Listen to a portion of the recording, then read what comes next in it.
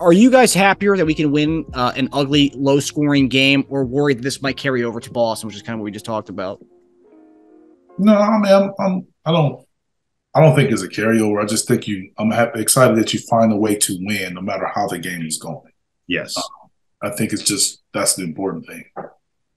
Figuring out a way to win, ugly, not ugly, low scoring, high scoring. It was just about winning the game, making plays to win the game, and we did that. So to me, that's what's most important. The carryover. I would be more inclined to talk about carryover if we are consistently not playing well. And I haven't seen that. We've had flashes, but we've done enough to win. And some of that is, the opponent is probably not as good as teams that we could face, but they're a very capable team to beat us. If like they've shown, they just haven't been able to put it together for a game. And we were right, by the way. We said, like, who's going to show up. We said, like, this is Dinwiddie's game, and it was Dinwiddie's best game of the series.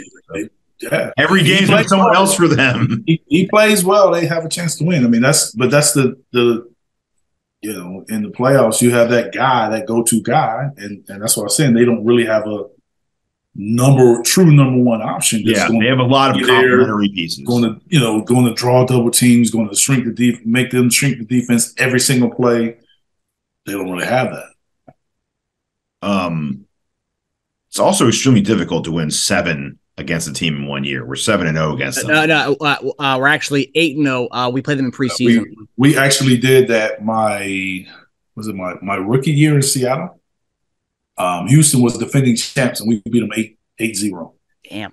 Beat them 4 in the regular season and sweep them in the playoffs. That's crazy. That's wild. So not only we're at 8-0 Marcus in the preseason, but 7-0 regular season and including playoffs. A very big variety of ways and the amount of different teams we played. So we've had the backups versus backups game. We had the Kyrie and Durant versus no Joel and James game. We had the new Brooklyn team with Ben Simmons. We had the new Brooklyn team without Ben Simmons. We had the low scoring, grinded out kind of game. We had a huge come from behind game against them, a blown lead against them, the ejections and blowouts. So it's crazy. All the different things that have happened against them this year, right? Yep, exactly. So we've won with Joel having his second lowest scoring game of the season, right? And just not looking like himself. So it's cool. Yeah, I mean, if anything, we should just work on, like I said a few minutes ago, work on these double teams before we get to Boston, because that Boston's just a level up from everything we're seeing on Brooklyn, as far as like they're almost kind of like a rich man's version of Brooklyn. Yeah. Yeah. Multiple wings, but they're just better scorers. They're both number ones in Boston instead of, number twos in Brooklyn. And they have 2 very capable bigs. So scary. I know we talked about the worst of what we've seen so far in the series, Embiid not being able to figure out the double teams and sometimes triple teams. What are some positives and negatives you guys have seen outside of that, based on what you saw last night? I just think the necessary other guy, making a big shot, making a big play, big rebound. PJ's doing the hustle plays. Daniel's just coming in making slashy moves, and Melton's making a big shot, big stop, big dunks, big plays. Tobias is timely baskets. So that's what I think. I mean, that part is like you feel like Niang's making some big shots. You feel like we have a team that's playing well. You got Joel, like, it's getting double, but everybody else, I feel like everybody else is stepping up, even if they're not really, it doesn't show it on the box score. I do really feel like everybody else is playing well, and doing enough for us to win games. Yeah. Tucker's a second leading rebounder in the series. Amazing. Tobias is consistently, you could tell he thinks he can win his matchups every time. And he tries to play bully ball every time. And he usually has like Dinwiddie on him. And it's like, yes, good. Like I saw way too many times during the season where he had someone like 6 inches shorter than him and he just wasn't pounding them down. And I love to see that. Maxey, we've done a little flip-flopping on this year, but he's a star in the making, dude. Like, I think Maxey in the next year or two is a top 10 leading scorer in the league. Why are you laughing, Eric? Hey, if that face palming is directed about us wanting to try. Would you just say he was a top 10 scorer in the league? I said the next year or two, yeah. Yeah, I think so. So Joel's not going to be on the team? I mean. So you say you're going to have two top 10 scorers? Joel's on the team now, and Maxey's the leading scorer on our playoffs. What do you mean? Is he a top 10 scorer? Wait, what do you mean? You said it. You said he's going to be a top 10 scorer. I said the next. I said two top 10 scorers. That's what you're saying?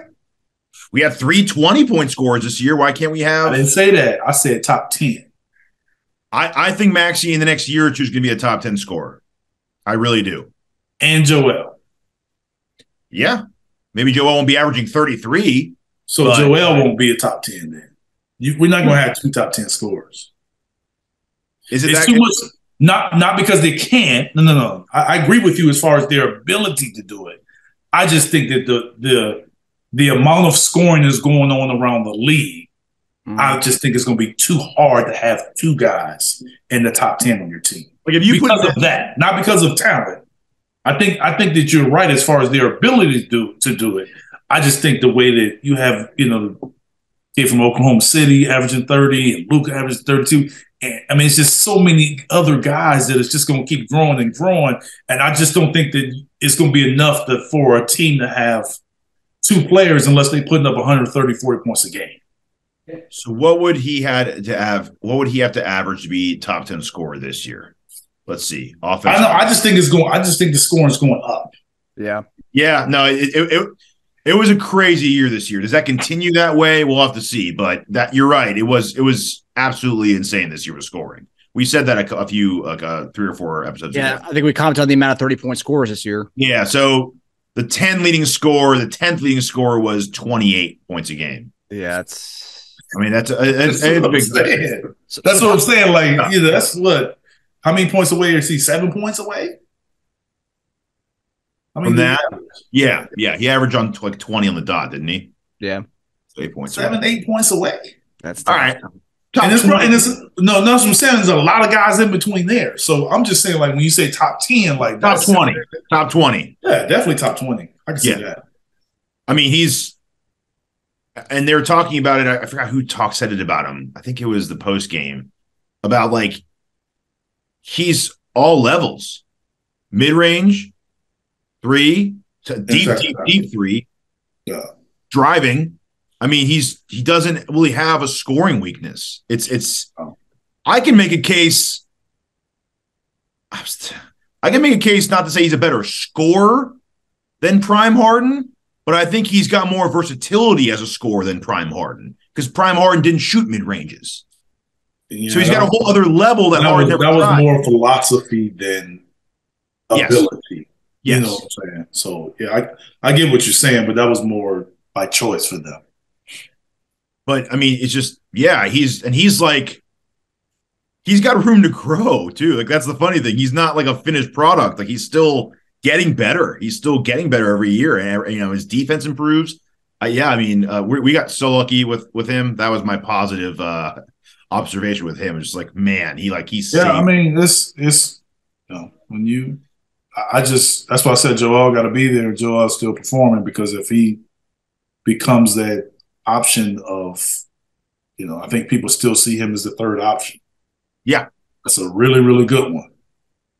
The more he move up that ladder, the more the defense will put attention on him. I just think now it's hard for teams to do it.